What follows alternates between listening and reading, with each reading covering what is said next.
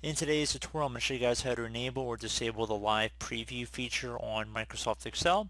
So this is a pretty straightforward tutorial, and basically live preview just allows you to view previous changes to your document before you commit to making those changes.